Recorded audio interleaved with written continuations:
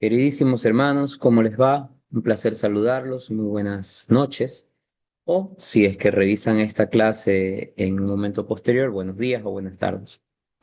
Fundamentalmente, de lo que habíamos conversado, de lo que veníamos hablando, que era ya cerrando el tema de apologética, que no era sino otra parte de la teología que estaba orientada hacia la defensa de la fe, no una defensa de salir a atacar al que piensa distinto o al que tiene una fe distinta a la nuestra, sino dar razones y justificar de algún modo u otro nuestra creencia, lo que nosotros creemos, en qué depositamos nuestra fe, en qué consiste nuestra fe, en qué consiste nuestro creer en Dios.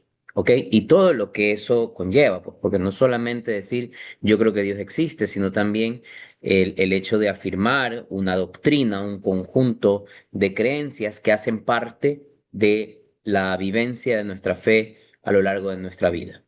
Bien, entonces culminando con ese tema, ya les había comentado yo que teníamos que obligadamente entrar a una parte muy bonita en el que íbamos a ver un poco la praxis del quehacer de la iglesia, fundamentalmente en la administración y en el vivir los sacramentos dispuestos por Dios, por Cristo, en su venida que se encuentra relatada en el Nuevo Testamento. Entonces, básicamente teníamos que hablar de un tema que está también incluido dentro del contenido. Por cierto, esta es una observación muy importante. El tema de apologética en cuanto a lo que hemos desarrollado cuando hablamos de los distintos grupos religiosos, sectas, em, que mencionamos en la clase anterior, eso no está en los cuestionarios. Entonces, por favor, una observación para que escuchen muy bien, vuelvan a escuchar las clases cuando hablamos de este tema, que fue básicamente las dos últimas antes que esta, para que lo vayamos entendiendo e internalizando para cuando hagamos nuestras pruebas, que por cierto, paso a anunciarles, hoy eh, hoy estamos lunes 11 de mayo. Yo quisiera tomarles la prueba entre el día lunes y martes próximo, cualquiera de esos dos días. ¿Con qué modalidad? O una tercera opción que quisiera hacerlo en algún otro día esta semana, eso ya se los comentaré en el chat. ¿Con qué propósito? Ya no quiero hacer una prueba escrita, quiero hacer una prueba como normalmente yo hago la última prueba, que es, digamos, una entrevista cara a cara. Lo quiero hacer así.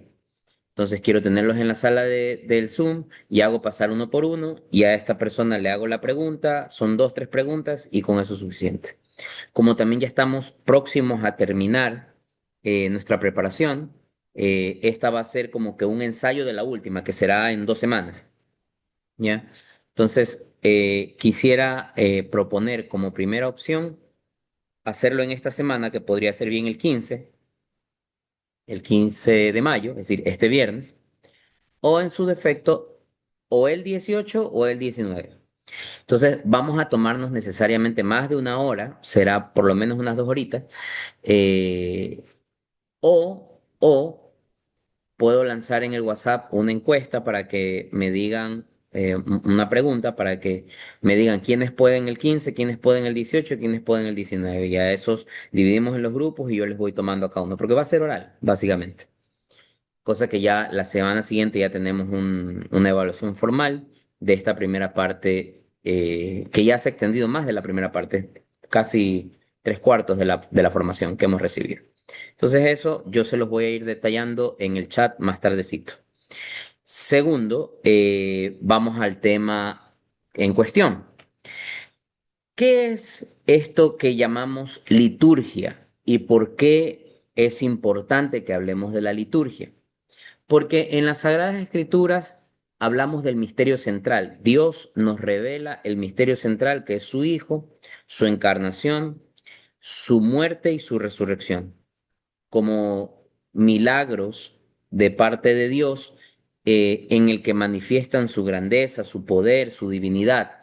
En la encarnación, pues, porque el mismo hecho de la encarnación es un milagro. Imagínense, una virgen que no había conocido a su esposo, es decir, que no había tenido relaciones sexuales con su esposo y que nunca las tuvo, y que por obra divina queda embarazada, por obra del Espíritu Santo queda embarazada. Entonces, esa encarnación, que es tomar carne, el hecho que habíamos hablado ya semanas atrás sobre qué significa el misterio de la encarnación, que era el hecho según el cual Dios, sin dejar de ser Dios, toma carne y se hace hombre. La pregunta que hacemos siempre, ¿de quién toma carne? La toma de María. Entonces, la humanidad de Cristo viene dada por María, porque no hubo participación de un hombre. San José no participó ahí. Entonces, ese milagro, ese dogma de fe llamamos la encarnación. Y en el Nuevo Testamento se ha revelado, al igual que la encarnación, la praxis de ciertos sacramentos. Sí, se revelan como tal los sacramentos. Se revela el bautismo, se revela la confirmación en el hecho de Pentecostés con el Espíritu Santo, que ya lo vamos a ver la próxima semana. Se revelan muchos sacramentos, se le da un nuevo carácter al matrimonio, se revela el orden sacerdotal a través de imponer las manos a sucesores de los apóstoles, así como también la Eucaristía en la última cena. Entonces se revelan los 7 sacramentos. Pero si ustedes se dan cuenta, en su amplio espectro, en el Nuevo Testamento están revelados el qué de cada sacramento. ¿Sí? Y no queda tan explicitado en la Biblia, queda definido, más no explicitado, y esto es producto del desarrollo de la iglesia y que está contenido dentro de su magisterio, el cómo practicar estos misterios de fe, cómo es la práctica del bautismo, cómo es la práctica de la primera comunión, cómo es la práctica de la confirmación y todo lo demás. Y ahí entramos necesariamente en un conjunto de ritos, en un conjunto de prácticas, en un conjunto de costumbres, en un conjunto de tradiciones con T mayúscula. ¿Por qué hago esta aclaración? Porque hay dos tipos de tradiciones que en nuestra fe podemos identificar. Las tradiciones con T mayúscula, que básicamente son palabra de Dios, porque como les había mencionado en Apocalipsis, nosotros no somos sola escritura. Nosotros no somos cristianos que pensamos, que creemos o que afirmamos que solamente en la escritura está contenida todas las verdades de fe. No es cierto, eso es absurdo, porque ni la misma Biblia lo manifiesta así, como lo creen los protestantes, ¿ya? Ellos piensan de que toda la verdad revelada por Dios está contenida únicamente en la escritura, puesto que para ellos la escritura, la Sagrada Escritura, es única fuente de fe infalible. Nosotros garantizamos que es infalible, por supuesto que sí. El catolicismo afirma incluso la inerrancia de las Sagradas Escrituras, es decir, que las Escrituras son inerrantes, se pueden equivocar, pero no es el único medio infalible a través del cual Dios ha hablado, ¿sí? Ya veremos cuando hablemos de los sacramentos, cuando hablemos de los hechos de los apóstoles, cómo los mismos apóstoles, los mismos discípulos, cuando escribían, decían, si nosotros escribiéramos todo lo que hizo Jesús, no alcanzarían los libros. Por eso es que en nuestro caso existe las Sagradas Escrituras y la Sagrada Tradición. A la Sagrada Tradición la conoceremos como tradición con T mayúscula. Es decir, aquello donde está contenido la mismísima palabra de Dios, ¿ya? Pero que no ha quedado por escrito, sino que ha sido transmitida oralmente dentro de la iglesia primitiva, desde los apóstoles hasta sus sucesores, hasta el día de hoy. ¿Quién es el depositario de esa fe? ¿Quién es el custodio de toda esa fe? Lo vimos semanas atrás, el Depositum Fidei, el magisterio de la Iglesia Católica. Por eso es que los católicos hablamos de un tripié que conforma nuestro fundamento de fe, que es las Sagradas Escrituras, el magisterio de la Iglesia, o dicho de otra manera, la Iglesia en sí mismo, ¿ya? Representada por su magisterio, y la tradición, que son las tres fuentes de verdad. Por lo tanto, nosotros no afirmamos que solo la escritura, no, la escritura, la tradición y el magisterio. En las tres encontramos verdades divinamente reveladas. ¿Ok? Entonces, en tal sentido, identificamos las tradiciones con T mayúscula, como palabra de Dios, que también existen las tradiciones con T minúscula, que hacen parte un poco de la pastoral de la iglesia. Las costumbres, las devociones, que si bien es cierto, no están como dogmas establecidos, como doctrina fundamental, vinculante para nuestra salvación, pero sí son prácticas de la iglesia, más que nada en la pastoral. Ok, entonces, dentro de este contenido, dentro de este compendio de la Sagrada Tradición, está un poco más explicitado el cómo ejercer este ejercicio sagrado revelado por Dios a lo largo del Evangelio, a lo largo de las distintas cartas, a lo largo del Nuevo Testamento. Y es lo que conocemos como la liturgia. Deben haber escuchado alguna vez ustedes el término liturgia. Etimológicamente, la palabra liturgia significa leitos, que hace referencia a lo público. Leitos o leitos significa público y ergon, que significa trabajo, con lo cual la palabra liturgia significa trabajo público, si lo definimos etimológicamente.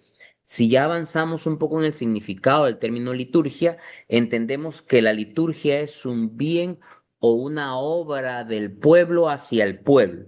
¿Ya? Es una obra del pueblo hacia el pueblo mismo. ¿Ya? Con lo tal, podríamos entender que la liturgia es una obra o un quehacer del pueblo. Es decir, lo que ejerce el pueblo de Dios de parte de Dios y en favor del pueblo.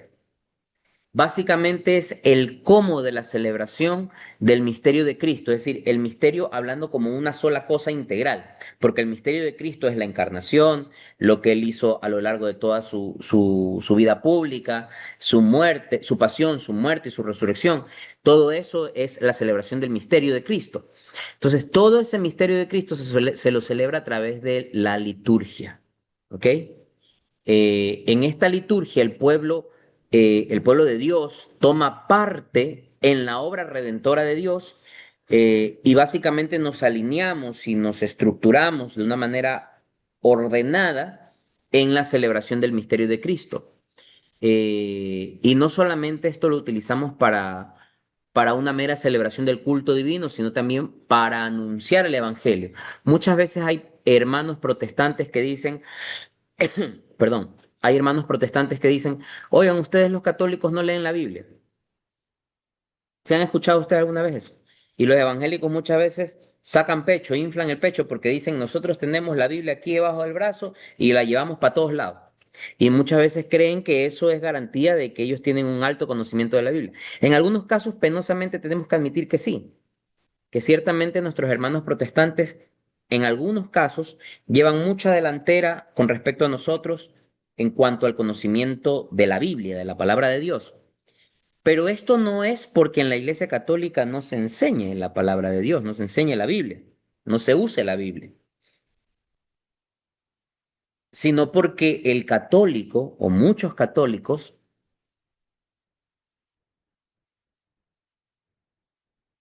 no nos tomamos, no tomamos atención, no prestamos la atención debida a la celebración del culto cristiano, a la celebración del misterio de Cristo. ¿Por qué digo esto? A ver, ustedes han ido a misa.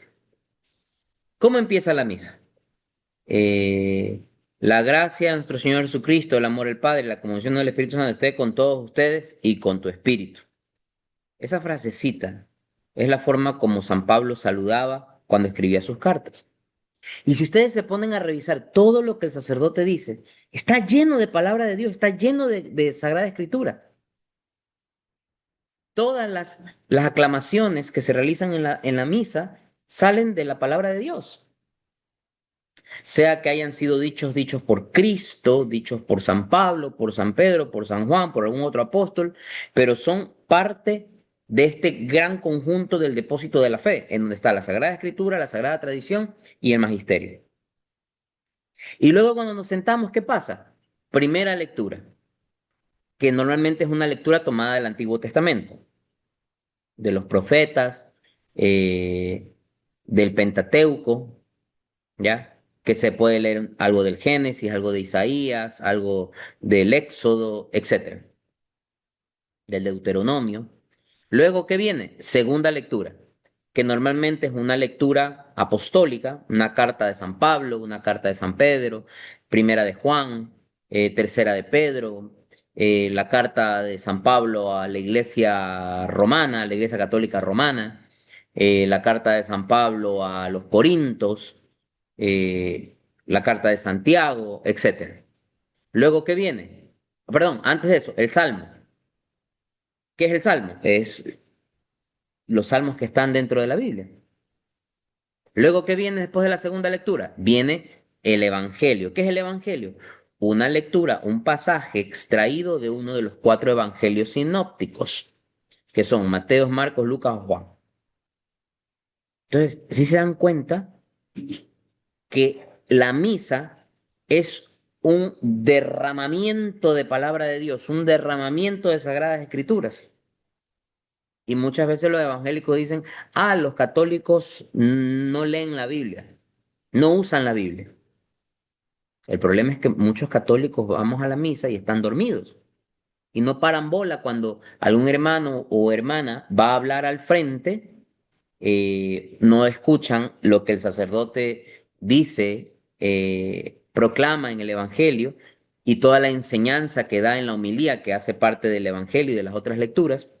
Y es básicamente palabra de Dios de las Sagradas Escrituras que se derrama en toda la misa. Y no es que en la Iglesia Católica no se enseñe la Biblia. Se dice que si uno va a misa todos los días durante 3 años, ha leído toda la Biblia. Parando bola, pues obviamente.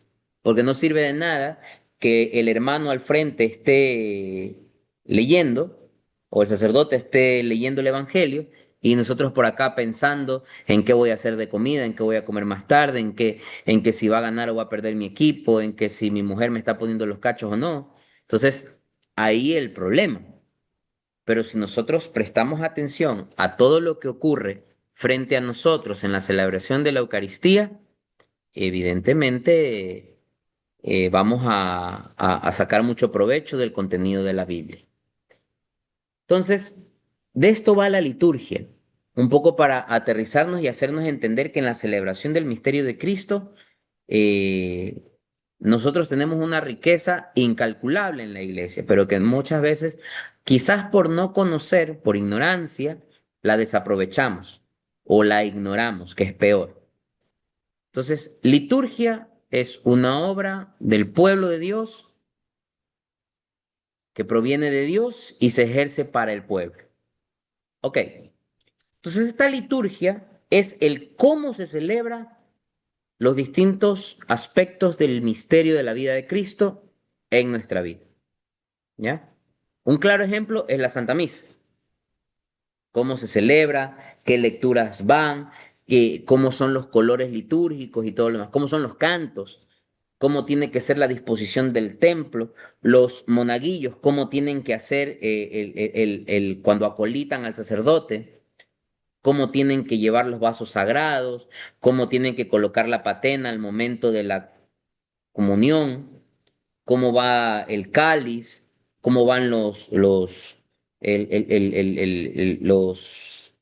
implementos que están encima del altar, cómo está arreglado el altar, cómo se tiene que disponer el cirio pascual, cuándo se cambia de cirio pascual cada año, que se cambia en Pascua. En Pascua se enciende con la fogata de afuera, se enciende el cirio y ese cirio es el que acompañará las celebraciones por un largo tiempo, ¿ya? Entonces, todo eso, ustedes dirán, bueno, ¿y todo esto que se lo inventan las señoras de la iglesia?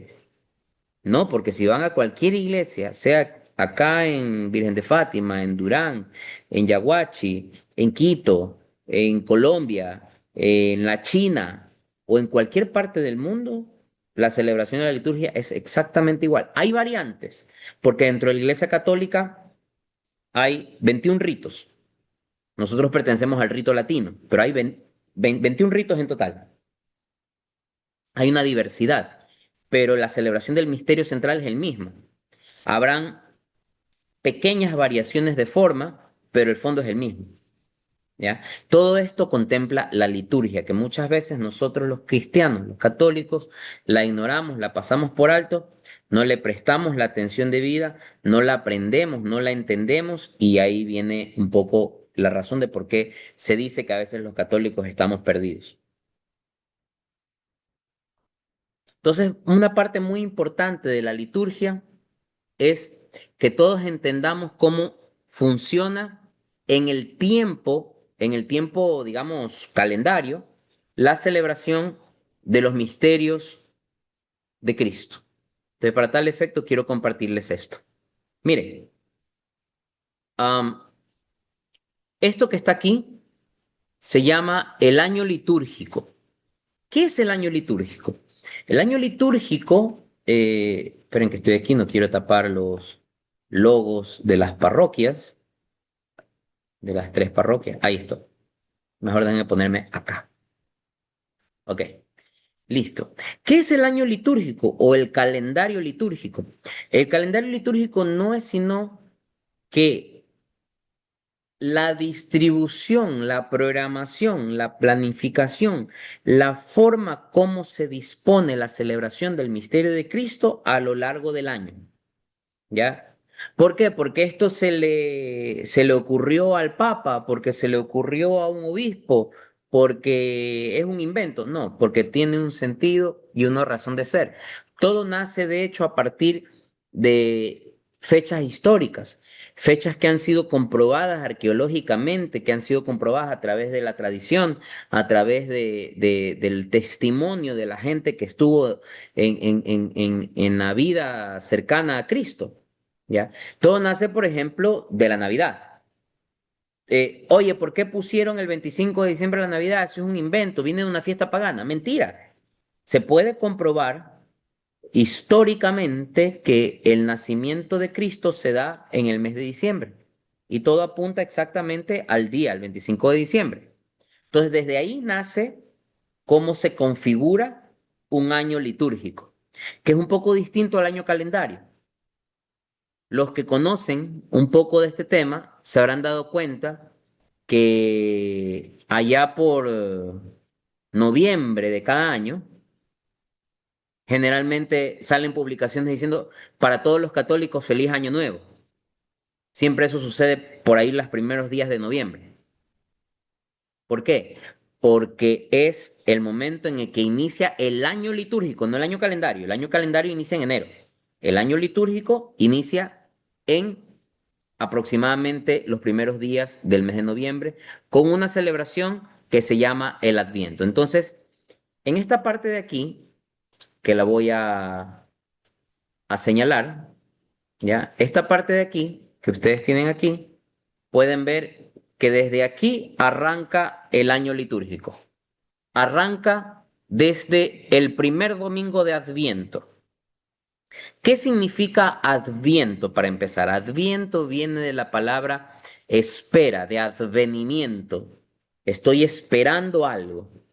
Entonces, fundamentalmente, ¿cuál es el sentido del Adviento?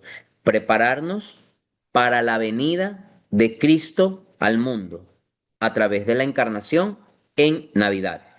Entonces, hay 4 domingos mediante los cuales la iglesia prepara al pueblo de Dios.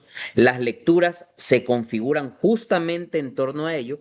Todas las lecturas van acorde a un tiempo de preparación.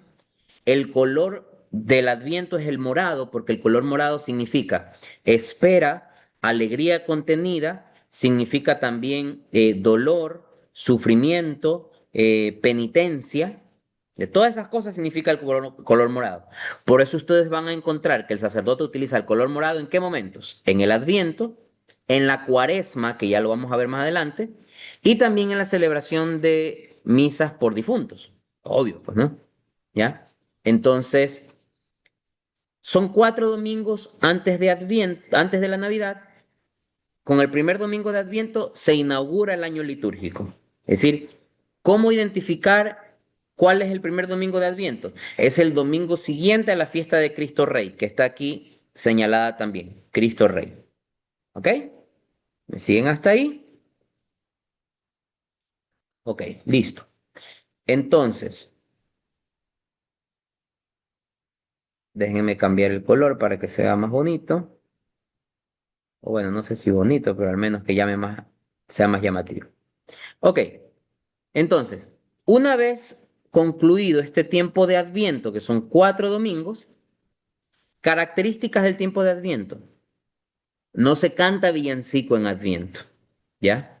No se canta villancico en Adviento. Son cantos, normalmente los cantos que ustedes deberían escuchar en la misa son cantos de tiempo de espera, vamos a preparar el camino del Señor, escucharán tiempos como ven Salvador, ven sin tardar, cantos como ese tipo.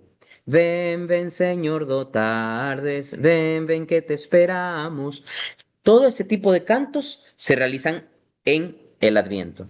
No se canta gloria porque estamos en un tiempo, no es de tristeza, pero es de alegría contenida, porque todavía no llega el Salvador. Estamos a la espera preparándonos para la venida del Salvador.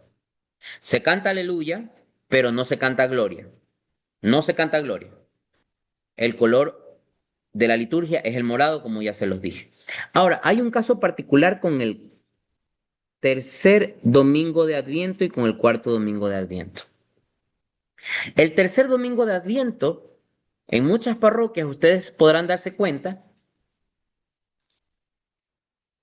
que el sacerdote ya no utiliza el morado, sino utiliza el color rosado, que es menos fúnebre que el morado, pero todavía no es de gloria, que es el color blanco. Es un color intermedio entre el morado y el blanco. Se llama el domingo gaudete. Gaudete, les voy a poner aquí la palabra para que lo sepan. Domingo gaudete. ¿Qué significa domingo gaudete? Significa un domingo de alegría, una alegría moderada. Uy, ¿qué hice? Ahí fue. ¿Qué significa? Es un domingo de una alegría, digamos, moderada, este, que, que si bien no es todavía alegría, pero ya es un poquito más, hay más esperanza, ¿no? En la venida de Cristo. En el cuarto domingo de Adviento ya se puede cantar, no villancicos, pero ya se hacen cantos como por ejemplo, Dulce Jesús mío, mi niño adorado, que mucha gente piensa que el Dulce Jesús mío es un villancico. ¿Se le han parado bola a la letra? Dulce Jesús mío, mi niño adorado, ven a nuestras almas, niñito, ven, no tardes tanto. ¿Sí se dan cuenta? No es un villancico, es un canto de Adviento. Pero no es un canto de Adviento así todo, así más discreto, es un canto de Adviento ya más de gozo, con lo cual es un canto que no se debe hacer en el primer domingo de Adviento ni en el segundo. Por ahí ya en el tercero y cuarto se lo puede hacer, ¿ya? Fíjate, estas cositas son muy bonitas saber y aprender sobre la liturgia. Y ahí viene, pues obviamente, el segundo tiempo litúrgico de nuestro calendario litúrgico, que es nada más y nada menos el tiempo que a todos ustedes les encanta, que es la Navidad. La Navidad, que es un tiempo litúrgico bastante corto, que esencialmente arranca desde, obviamente, la Navidad, el 25 de diciembre, aunque siempre en la celebración litúrgica de la Eucaristía, siempre hay el hecho de la vigilia. Por ejemplo, la Pascua, que celebramos hace muy poco, la Pascua, la resurrección es el domingo, pero la vigilia de Pascua se celebra el sábado en la noche, porque se entiende que ya es la previa, o sea, ya en pocas horas ya es la Pascua. Asimismo, la Navidad. Navidad es el 25 de diciembre, pero se empieza celebrando la vigilia de Nochebuena. Es decir, a la espera de la Navidad. Por eso es que la misa, la gente va a la misa el 24. Corte comercial, aquí les voy dando los tips. Acuérdense que hay misas de precepto y misas que no son de precepto. ¿Qué significa una misa de precepto? A la que hay que ir obligatoriamente. ¿Cuáles son las misas de precepto? Todas las dominicales. para empezar. Oye, si yo no voy a misa un día lunes, ¿cometo pecado mortal? No. Si no voy a misa un domingo, ¿cometo pecado mortal? Sí. El domingo hay que ir a misa porque es misa obligatoria. Lo dice, lo dice el tercer mandamiento, santificar las fiestas. ¿Ya? Ahora, hay misas de precepto, es decir, que son obligatorias, que hay que ir, si no van, el pecado, pero hay otras a las que podrías no ir. Y es muy gracioso porque mucha gente más por el show, por la ropa nueva, por estrenar los zapatos, los Reebok y todo lo demás, ¿a qué misa van? A la del 24, a la Nochebuena. Pues le cuento que la misa de precepto es la del 25. La misa de precepto es la del 25. Ahora, hay en muchas parroquias, eso es lo que se recomienda muchas veces, que la liturgia del domingo, de la Navidad, sirva también para la misa dominical, pero en cuanto a razón de ser, son dos celebraciones distintas. Y la misa de precepto como tal es la del 25. Muchas veces los sacerdotes comunican y sabe que la misa de hoy es válida para mañana. Siempre pregunten, porque son dos celebraciones distintas. Ok, entonces, pero bueno, acá la gente se pone las galas encima para la del 24 y la del 25 casi nadie va y la del 25 es la de precepto. Bien, la Navidad arranca con obviamente el nacimiento de Jesús, la Navidad del 25 de diciembre. Hay fiestas importantes dentro de este tiempo, sí, a diferencia del Adviento, que solamente son 4 domingos, no hay ninguna fiesta con mayor relevancia ahí, pero dentro de la Navidad sí, obviamente. Está la Navidad del 25 de diciembre, luego está, aquí viene otro tema. Todo el mundo va a la misa del 31, a la misa de gallo con las galas ahí, con las manos oliendo a pólvora de los camaretas y los chispeadores y todo el relajo. Y toda la gente oliendo a ajo y cebolla porque dejaron el pavo aliñado metido en el horno. Y está bien, hay que ir a misa para agradecerle a Dios por un año que nos ha permitido estar juntos, que nos ha permitido estar vivos. Pero les cuento que la misa de precepto, es la misa obligatoria, es la del 1 de enero. Porque el 1 de enero es la solemnidad de María, Madre de Dios. Aquí está, se los pongo en color rojo. La solemnidad de María. Cuando ustedes escuchen solemnidad, eso es misa obligatoria. Solemnidad es misa obligatoria. ¿Ya? Entonces aquí está. Solemnidad de María, Madre de Dios. Eso es el 1 de enero. 1 de enero. Misa obligatoria. No, Mica, es que estoy chuchaqui, pues hay que ir a la misa en la noche, entonces. Si estamos muy chuchaquis, hay que ir a la misa en la noche. Pero misa de 1 de enero hay que ir. ¿Ya? Mickey, y si me toca decidir por una de las dos, ¿a cuál voy? A la del 1 de enero. Sí. Claro, la del 31 es la que les encanta ir para irse andarse besuqueando con todo el mundo, dándole feliz año nuevo, feliz año nuevo. Pero la misa de precepto es la del 1 de enero.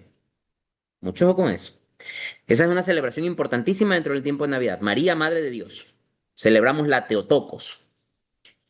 Otra celebración importante dentro del tiempo de Navidad, que es la Epifanía, ¿ya? Que suele ser el tema de la Epifanía, pues la llegada de los Reyes Magos. Misa de precepto, la Epifanía. Ahora, no, la Epifanía no siempre cae domingo, puede caer un miércoles, un jueves, ¿ya? Ojo con eso. Ahora, esto es como para algo que vayamos como católicos aprendiendo, ¿no? ¿Cuándo se sacan los foquitos y cuándo se saca el arbolito de Navidad? ¿Cuándo se saca el nacimiento? Muchos ya, el 1 de enero ya están decepcionados, ya no prenden porque dice ya se acabó la emoción. A ver, la Navidad acaba no con la Epifanía, no con los Reyes Magos. La Navidad acaba con la fiesta del bautismo del Señor, que esa sí es domingo. Es decir, si la Epifanía cae un miércoles, el domingo inmediato de esa semana será la fiesta del bautismo del Señor. Que más o menos como tope máximo, para que se hagan una idea, llega como máximo al 12 de enero. Ahí hay que sacar los foquitos.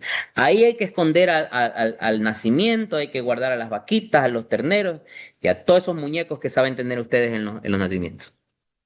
Recién con la fiesta del bautismo. Y ahí termina el ciclo de la Navidad, el tiempo de la Navidad. ¿Qué color se utiliza en la Navidad? Color blanco. ¿Por qué el color blanco? Porque el color blanco significa pureza, santidad y gloria. Gloria por el nacimiento de Cristo. Santidad, porque Cristo es el santo de los santos.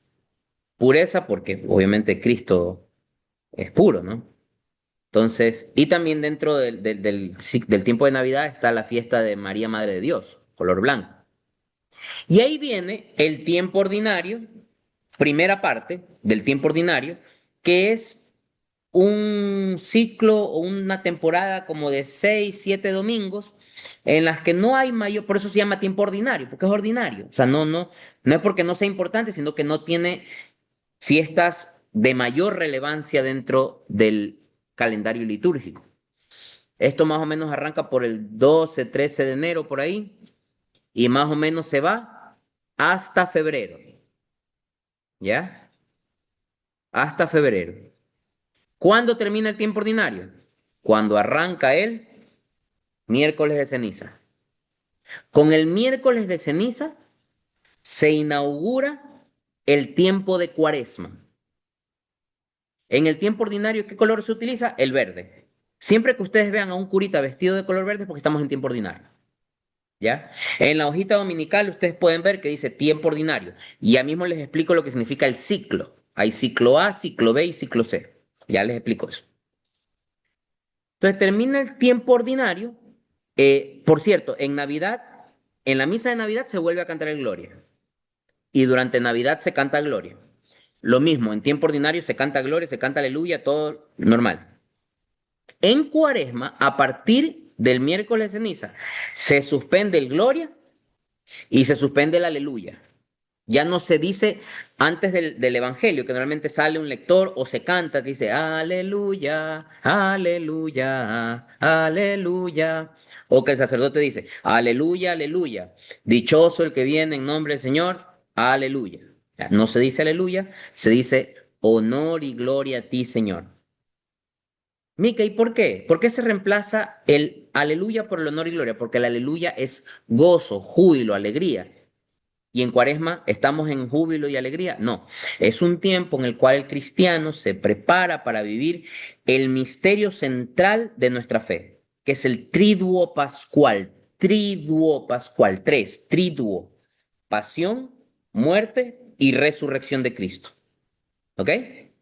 Entonces, el tiempo de Cuaresma es de preparación. Es totalmente de preparación. Preparándonos para el triduo pascual.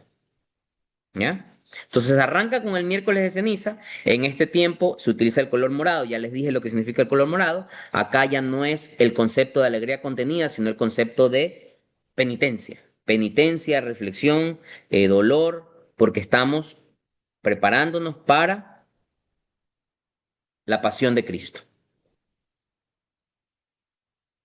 Durante este tiempo se recomienda ayuno. Se recomienda ayuno y abstinencia, abstenerse de comer carne, abstenerse de cosas que para nosotros sean motivo de mucho placer, tratar de bajarle un poco dos cambios, ¿ya? Aquí es cuando la iglesia recomienda los viernes no comer carne, etcétera, etcétera, ¿no? Hacer obras de caridad, etcétera. Porque básicamente lo que se busca es preparar el corazón para poder, el corazón del hombre, prepararlo para poder vivir de mejor manera la Semana Santa y el Triduo Pascual. ¿Hasta cuándo llega la Cuaresma?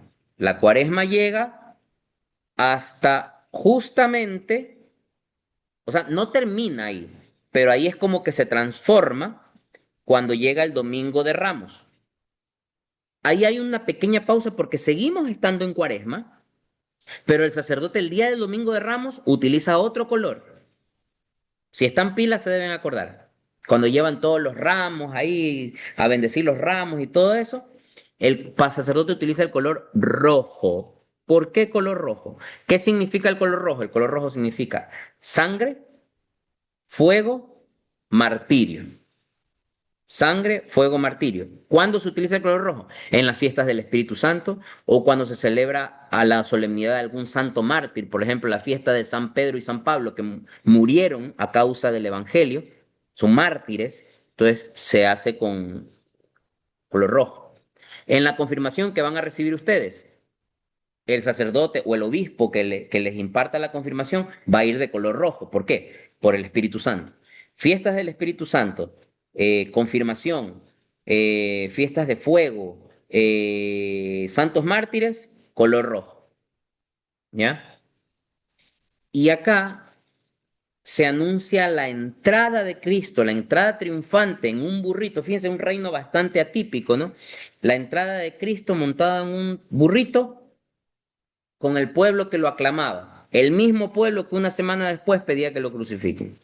Y aquí celebramos el Domingo de Ramos y con él se inicia la Semana Santa, ¿ya? La Semana Santa. Y ahí viene el tema. Nos preparamos para la semana que se le llama la Semana Mayor, la semana más importante para nuestra fe. ¿Cuáles son las celebraciones más relevantes? Claro, hay misa los lunes, lunes santo, martes santo, miércoles santo. ¿Cuáles son las misas, las pepas, como dirían? Que no se llaman misas, de hecho. Jueves, viernes y sábado. ¿Se acuerdan lo que les dije? Triduo pascual. Pasión, muerte, resurrección. Jueves, pasión. ¿Qué celebramos el jueves? La misa del lavatorio de pies, la institución de la Eucaristía, cuando Jesús le dice a los apóstoles, uno de ustedes me va a traicionar, etcétera, etcétera.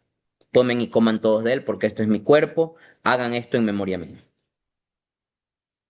El viernes, ¿qué pasó? El viernes, cuando lo entregan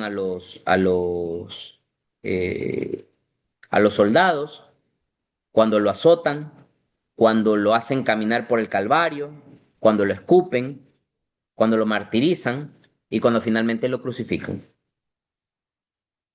¿Y qué pasa el sábado? La vigilia previa a la resurrección.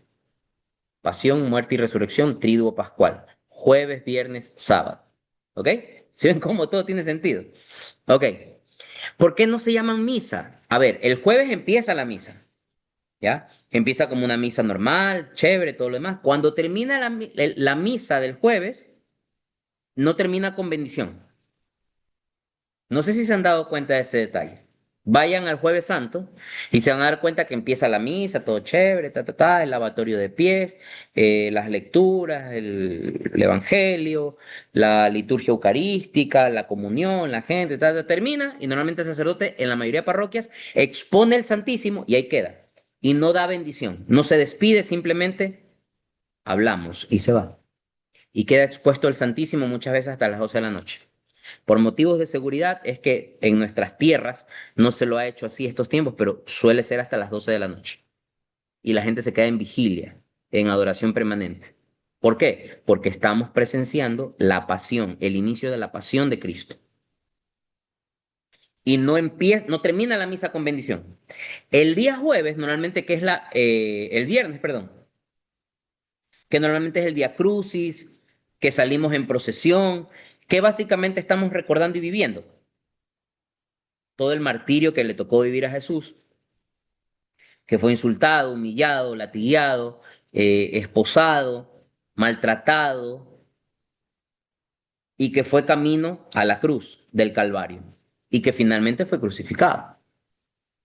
¿Qué celebración se da el día viernes? La adoración de la cruz y la lectura de las 7 palabras, que son las 7 palabras que pronunció Jesús antes de morir. Noten que entra uno a la iglesia y no es la gracia, queridos hermanos, la gracia de nuestro Señor Jesucristo, el amor del Padre, la comunión del Espíritu Santo esté con todos ustedes y con tu espíritu. Canto de entrada, no. Asimismo, como el jueves terminó sin bendición y sin canto, el viernes empieza sin rito de entrada, porque es una sola celebración que se conecta del jueves con el viernes.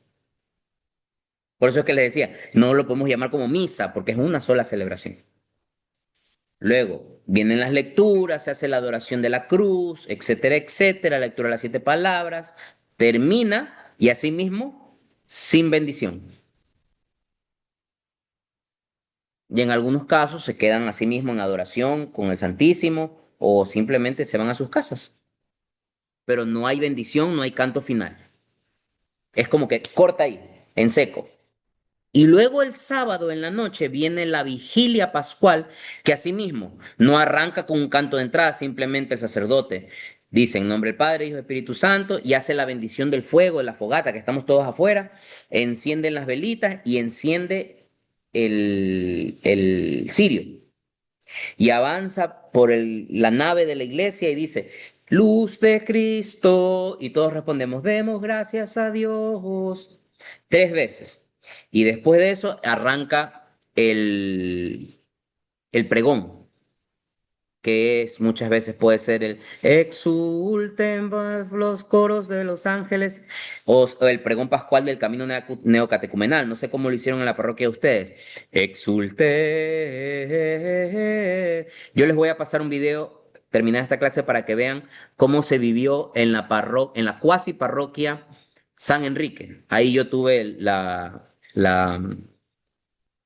bendición de ser invitado a cantar el pregón. Es una comunidad muy chiquita, ya. Y ahí es donde se canta, exulten por fin los coros de los ángeles, exulte la asamblea celeste, porque Cristo ha resucitado. Con las luces apagadas, las velitas encendidas, y es un momento muy emocionante. En esa misa se canta Gloria ya. Y ahí se termina la cuaresma oficialmente y damos paso al nuevo tiempo que es el tiempo de Pascua. ¿Cuál es el color de la Pascua? Color blanco. ¿Por qué? Por gloria. Ahora sí hay felicidad. Normalmente en la Semana Santa las imágenes de la iglesia están tapadas con túnicas moradas. Ese día suenan las campanas, se canta gloria, es mucha alegría. Y aquí vengo a hacer la recomendación que siempre hago. Mucha gente piensa que la misa más importante de todo el año es la Navidad, por eso es que se tiran toda la ropa de Temu encima, o en los mejores de los casos la de Prati encima, se tiran todas las galas, ese día hasta se bañan bien. La misa más importante de todo el año no es la Navidad, porque si bien el nacimiento de Cristo es un evento importantísimo, mucho más importante es la resurrección. Si Cristo no hubiera resucitado, vana sería nuestra fe, con lo cual la fiesta más importante de todo el año es la Pascua de Resurrección. Así que en la misa de resurrección, ahí sí tírense las galas encima, ahí sí pónganse eternos, las mujeres váyanse al gabinete y al término de la misa, si tienen que pegarse una copita de vino, pues se la pegan, porque es el día en el que hay que celebrar que Cristo ha vencido a la muerte y ha resucitado. Y esa misa termina con rito final, con canto de salida y con bendición. Cuando el sacerdote dice, y la bendición de Dios Padre Todopoderoso, Padre y Espíritu Santo, desciende sobre cada uno de ustedes, podéis ir en paz, aleluya, aleluya. Y todos respondemos, demos gracias a Dios, aleluya, aleluya. Estamos felices, estamos gozosos, ¿ok? Esa es la fiesta más importante. Y ahí termina el triduo pascual. ¿Cuál es la misa de precepto? La del día siguiente, la misa de resurrección, la del domingo. Oye, Mickey, pero ya fui jueves, viernes. Hermanito, ¿qué pasó? Pues ya, así como les encanta ir a las farras, a todos los relajos todos los días. Ya, pues en Semana Santa hay que ir jueves, viernes, sábado y domingo. Ya, ya está. ¿Ok? Listo. Entonces estamos en el tiempo de Pascua, color blanco. Color blanco. Este es un tiempo de alegría, es un tiempo de gozo, porque ha resucitado el Señor, porque ha vencido la muerte. ¿En qué tiempo estamos ahorita nosotros? Estamos en Pascua, justamente. Dense cuenta que el sacerdote utiliza color blanco todas las misas a las que estamos yendo. Pero ya mismo acaba Pascua, ya mismo se acaba la Pascua, porque se vienen algunas semanitas más, viene la fiesta de la Ascensión de Jesús, viene luego, hay otro domingo más y ahí viene la fiesta de Pentecostés, que es la venida del Espíritu Santo, ahí el sacerdote utiliza el color rojo. Luego viene la fiesta de la Santísima Trinidad, el Corpus Christi y se acabó la Pascua. Pascua son 50 días. Como Cuaresma es 40 días, la Pascua son 50 días. Sí, todo está perfectamente sincronizado.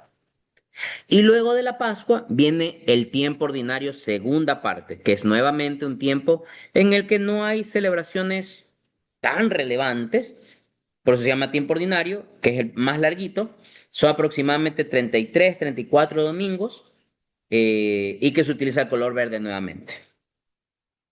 Y ahí se da nuevamente la vuelta al ciclo y empieza el año litúrgico con el Adviento. ¿Qué les parece? Lindo, ¿no? Ahora, ¿a qué se refiere eso que les dije yo? Ciclo A, ciclo B, ciclo C. El año litúrgico tiene tres ciclos, ciclo A, ciclo B y ciclo C. ¿Ya? ¿Qué significa cada uno de ellos? Significa que si nosotros le damos la vuelta una vez al calendario litúrgico, abarcamos un tercio de las lecturas de la Biblia. Si le damos vuelta otra vez, abarcamos dos tercios de las lecturas de la Biblia. Y si le damos vuelta otra vez, abarcamos la totalidad de las lecturas de la Biblia. Por eso es que yo les decía que para leer la Biblia hay que ir a misa durante 3 años. ¿Ya? Durante 3 años hay que ir a misa. Si no estoy mal, ahorita, porque el 2025 fue ciclo C, es decir, ahorita deberíamos estar en ciclo A, ¿ya? Y básicamente, ¿de qué depende que cambie un ciclo a otro? Es básicamente los órdenes, el orden que se tiene que seguir para cubrir los cuatro evangelios sinópticos, ¿no? Porque acuérdense que hay eventos que están narrados por distintos evangelios, cada uno desde su óptica. Entonces, es para ir revisando todos los evangelios, este, es que existen estos ciclos. Déjenme ver en qué ciclo estamos ahorita. Estamos en el ciclo A. Perfecto. Estamos en el ciclo A, como les había dicho. Hoy estamos en ciclo A. Hasta el 2025 fue ciclo C. El nuevo año litúrgico que empezó en noviembre empezó como ciclo A. Y este es el calendario litúrgico. Esto es lo que tenemos que todo buen católico tiene que saberse esto de memoria. Ustedes le preguntan, ¿cuántos días cuaresma? 40. ¿Cuántos días pascua? 50. ¿Qué color pascua? Blanco. ¿Qué color cuaresma? Morado. ¿Qué color navidad? Blanco. Ya, eso tenemos que sabernos de memoria. ¿Cuándo no se canta gloria? En Adviento y en Cuaresma. ¿Sí? Estas cositas deberíamos sabérnoslas todos los católicos, pero hermanos, de memoria. Ok, mis queridos hermanos, es un placer haber compartido con ustedes este momento. Ya les paso por el chat de WhatsApp el tema de la prueba y nos vemos mañana. No estoy seguro si será en vivo, voy a tratar que sí, pero si no, tendrán la clase igual grabada y subida, porque yo les estudié bien todos, no crean que me he olvidado. Así que eso, queridos hermanos, cuídense mucho, que el Señor los bendiga y nos estamos viendo mañana.